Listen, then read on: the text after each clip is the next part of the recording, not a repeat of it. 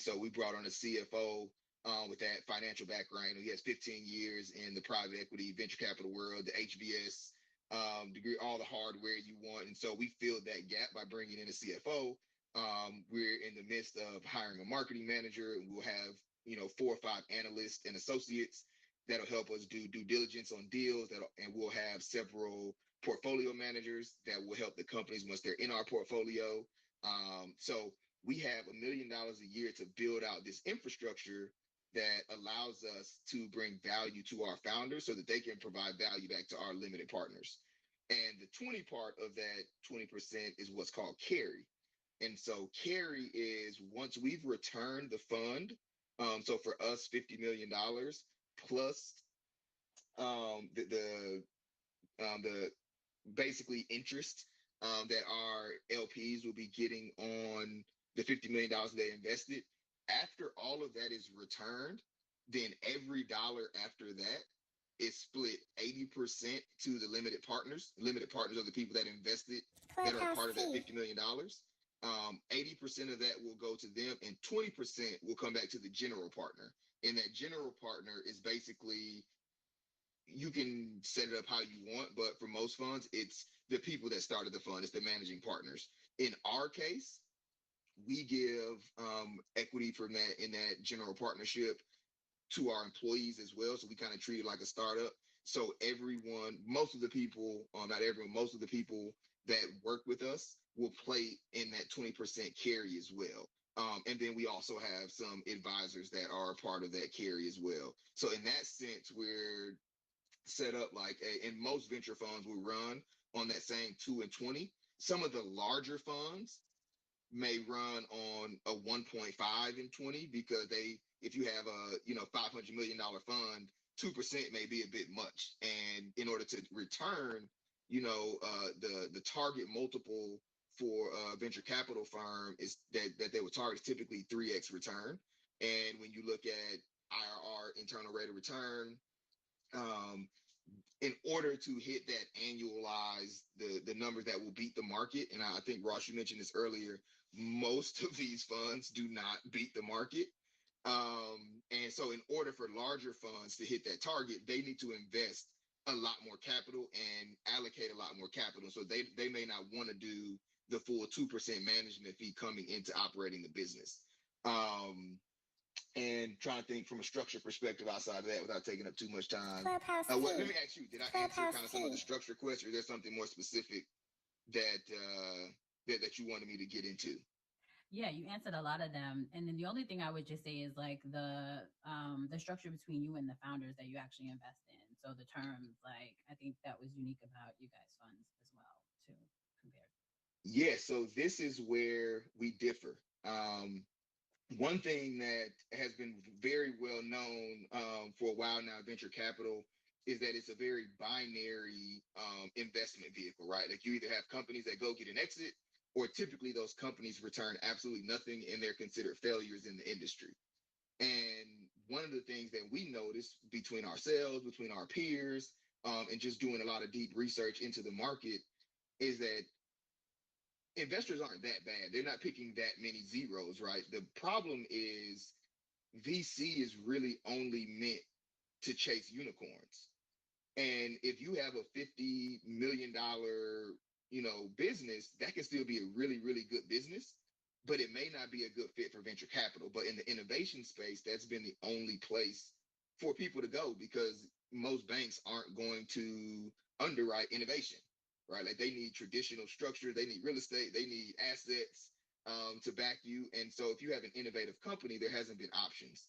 And so what we did was we developed an entirely new model from scratch. And I'll gloat a little bit there because not many, if any, Black investors have created new investment vehicles and structures. We spent a year and a half creating a new investment vehicle from scratch that allows us to actually allow those businesses to continue running, even if we find out that they're not going to be unicorns. And we do it in a way that's beneficial and keeps all of the stakeholders aligned, and the stakeholders being the LPs, the GPs in the fund, and the founders. And so for us, what that looks like is, in a typical early stage fund, only 34% of businesses go on to raise a Series A investment. And that's not even saying they had an exit. That's just saying they made it out of early stage venture capital. Only about a third of those businesses. And so what we said was that we can't allow, you know, 2/3 of Black founders to not even make it past first base. And so we can't let those companies go to zero. We need to let the founder that has a $10 million business continue to run that $10 million business, because it's good for the community, it's good for the people they hired, and it's good for them. Like, you can become a millionaire running a $10 million business, but venture capital may not be the right fit for you. And so in our model, we created the flexibility in our agreement that allows the company to stay on that venture capital route. But if that route is not a good fit for your business, then we have several other routes that you can take within our investment vehicle that allow you to still run that business in a way that you still get the support from us and can continue to hire and build your community as well. Which is why Collab is lit. Thank you, Tracy. Awesome. Just to refresh the room, thanks for everybody joining us. This is Black Wealth Wednesdays. We do this every Wednesday where we're trying to help our community figure out how to get to the bag. And what we're talking about is how can we make smarter investments next year, right? We don't want January 1st, no New Year's resolution on, what you should be doing. Let's talk about it right now. Let's implement it right now, whether it's investing better. Barry, he knows how to actually underwrite companies. So he knows, what it makes to have a good investment. All questions or comments, let's talk about, figuring out how to better invest for 2021 as we all are sitting here trying to figure out how to get to the bag. We got some special guests in the room. I would love if Steve Payman would come up, but we'll let you come at your leisure. Shout out my dog Marcus on stage. I definitely want to hear from you, big dog. But next I want to say, VG, talk to VG, you still there, bro? No worries. Sheldon, talk to us, my dog. Hey, how's it going? Appreciate you allowing me to talk on the stage. My name is Sheldon from San Diego, California. I kind of wanted to pivot back to your general retail investor or somebody that doesn't know where to start from a beginner or intermediate level. Just to piggyback on what Ross was saying earlier, I'm going to give 3 or 4 tips out there. The first thing is that if you do not know where to start, just make sure you start like today. A lot of times people push it off. I'm going to start in a week. I'm going to start in a year. I'm going to start in a month. That causes you to miss out on a lot of opportunity costs, which means that you're missing out on a lot of money that you could have made by starting today. And another thing, just to piggyback on what Ross was talking about, is if you don't know where to start, your best bet is to always start with investing in an index or ETF that matches the S&P 500, such as the SPY. Also, another thing would be that when you're looking at investing in the stock market, there's going to be 2 things you want to look at. You want to look at your time horizon and your risk tolerance. So your risk tolerance is going to be, of course, this is after you already invested in the S&P 500 and you did some research on your own. You're starting to become more knowledgeable. This is where you invest in your individual companies or individual stocks. So you want to look at your risk tolerance, which means, how much risk can I fathom? Are you somebody that doesn't like to take much risk? Or are you somebody that's open to taking more risk? And also you want to look at your time horizon, because if you're a younger investor, say 20 to 35 years old, you can take more risk because you can recover if something weren't to go right. But if you're a little bit older, you want to play your investments more safe because you don't have as much time to make that money back. So when you're making your investments in these individual stocks, when you get to that point, I would say, one of the key things is that you're looking to keep your money in that investment for 5 to 10 years. Traditionally, you want to invest in a large company that has consistent cash flow and revenue increasing on a year-to-year basis. They have proven success. So if you're a beginner, intermediate level investor, those are some quick tips that you can look at if you don't know where to start. So just wanted to add my 2 cents there. Great gems, my brother. Great gems, my brother. Ayo, talk to us, Ayo. Hey, what's going on, guys? This is really great. Nice to meet everyone. I've reached out to most of you guys on LinkedIn and other platforms as well. So, I think the topic was, how to make smarter investments. I'll kind of introduce myself, what I do. So I run a company called Metalex Commodities. So it's a Pan-African metal commodity trader trading platform that connects supply from African producers to demand across the world. So we have guys from like Asia who buy stuff from Africa. We basically facilitate all of that. And that's my day job. But as far as like, things that we do to try to build wealth, I mean, like, I bought a franchise this year because like those are kind of overlooked as a especially if you go to like business school or whatever, like they don't tell you about that as a as a great way to build 3 4 5 million dollars in net worth. But I bought one this year that I'm hoping is going to end up in that range over the next couple of years. And I'm also an LP in an early stage fund that's made well, in a syndicate, I guess is more accurate. To is a more accurate way to describe it. But so it's made about 15 investments in the last 12 months or so. And then just doing things like Acorns, like just easy things like that where you can automatically invest money. So I mean, as far as like what I would advise for people looking to get started, I would say that do things that are automatic that you don't have to think about, and that's why things like Acorns are great. I mean, I don't work for them. I don't care about them one way or another. I use them, but it's a great tool. And then if guys like Barry would take little like small checks from people, which I don't think they would because they run a $50 million fund. If they don't, then you look at guys like Republic, who do equity crowdfunding. So so it's like a Kickstarter type platform where you could invest as little as $200-300 in companies that could do well. Of course, most of that money you're not going to see again, but it's worth looking at things like that. So finally, Appreciate you, Ayo. Oh no, my bad. Go ahead. What's your final point? yeah. So my final point is I think there's a lot of overlooked opportunities that that Black people around the world could look at on the African continent in general. But that personally, that's like something I'm quite interested in. But basically connecting Black people everywhere to opportunities on the continent. But yeah, that's kind of my long-winded summary. But yeah, love the room. Good job, guys. I appreciate you, bro. And appreciate everybody else for joining. Again, this is Black Wealth Wednesdays. We're talking about how to make smarter investments in 2021. If you just starting out and you just trying to like get investing, take this number down, 773-232-2577. That's the number in Ross's bio. You can also get in tune with the Maconomics Club. It's an investment club that's really just trying to help people get started with investing. So take that number down. It's in Ross's bio. Let's go to Brandy next. Brandy, what's going on? Clubhouse T. Clubhouse T. Brandy, you still there? Come on, Brandy. We need some females in here to balance it out, don't we? Well, hold on. We have this. some women in here. We have some women in here. Tatiana's in here. Let's go to Justin next.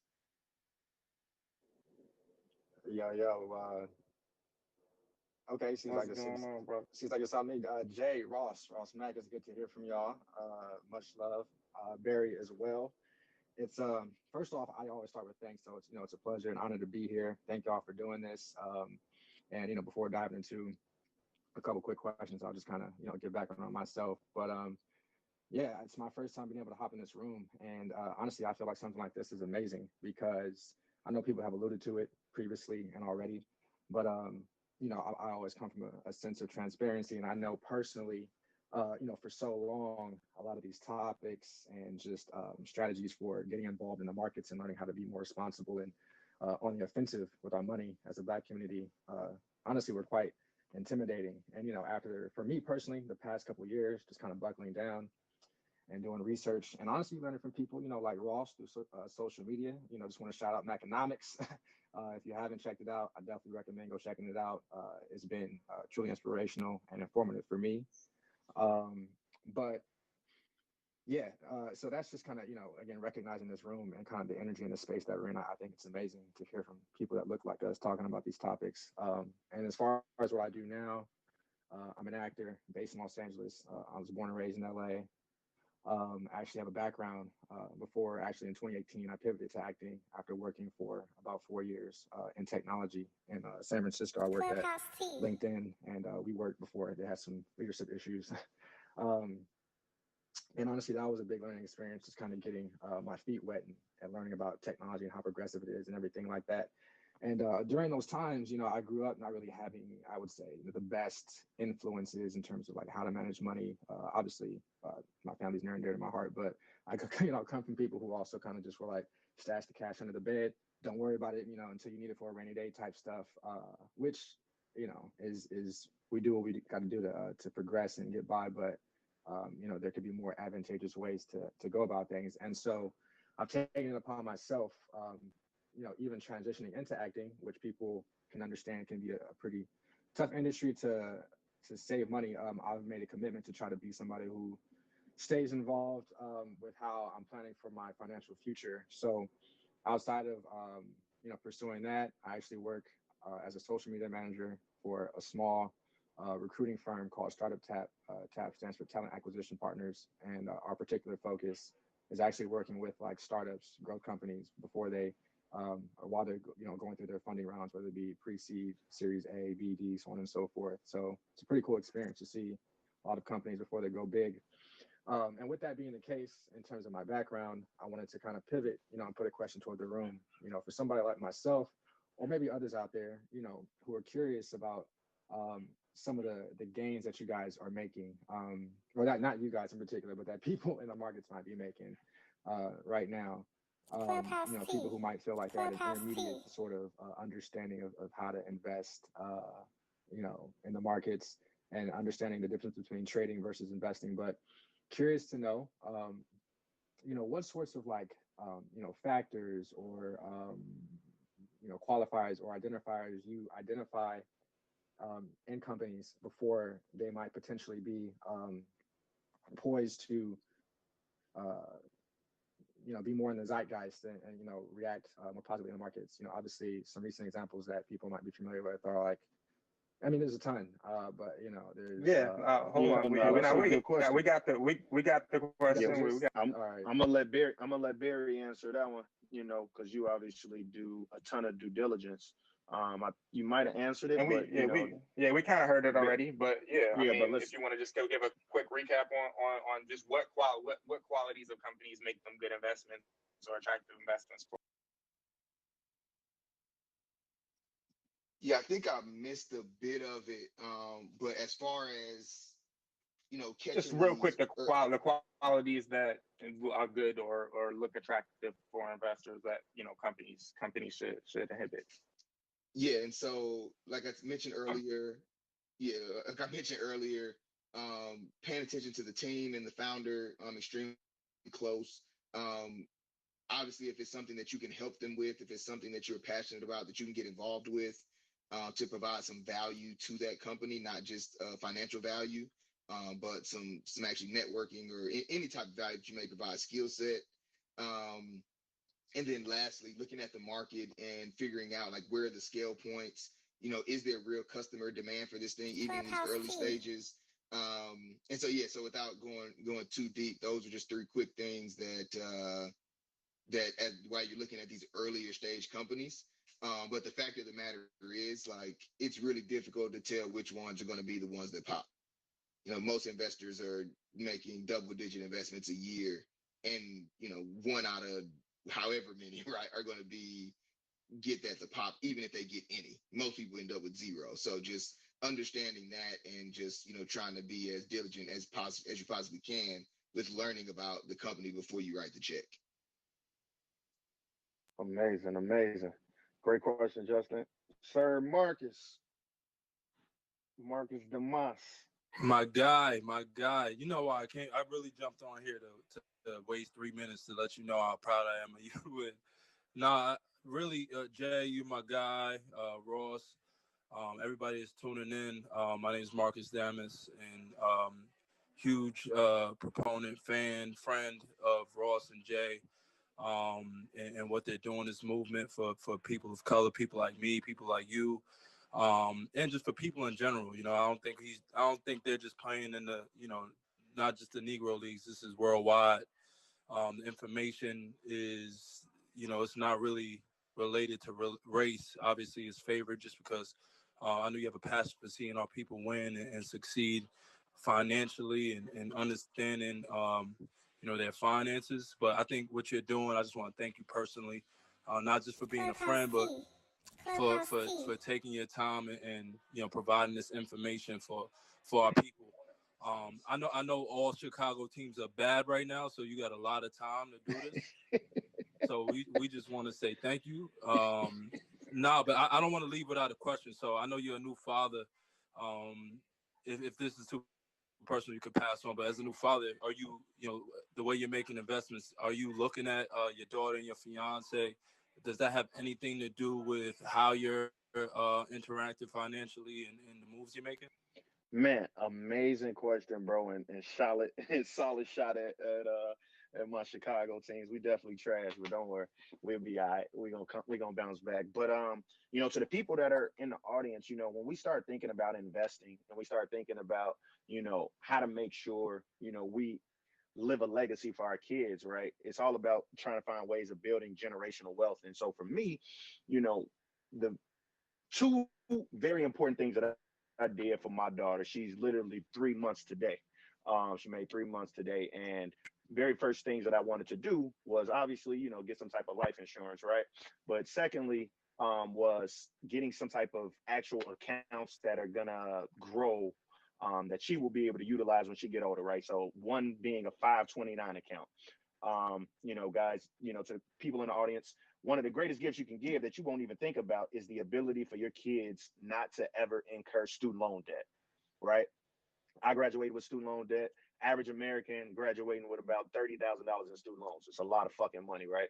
But the ability to put, call it $50 a month aside, gives you the ability to make sure your kid never has student loan debt. Just that little, right? Maybe even $100 to give your kid over $100,000 to go to college and not incur any student loan debt. You want more information on that? Shoot me a text as well. And then secondly, a custodial account. I actually just started advising a company and they just launched, I want to say this past week. Yeah, literally this past week. And I'm going to give $1,000 away over the course of the next day or two. But the company is called Early Bird, and the shit I fuck with it, guys, shoot me a text. I'll give you that link, or it's actually in my bio on Instagram. But Early Bird is a dope startup company based out of Chicago because it gives you the ability to damn near send a gift to someone's child like you would send a Cash App. And the gift itself is going to be invested in the stock market, right? At the end of the day, we can give our kids some shoes, we can give them some toys, but they're going to outgrow that, right? At the end of the day, I would much rather give my homies' kids some money that's going to grow as they outgrow, the toys and stuff like that, right? So Early Bird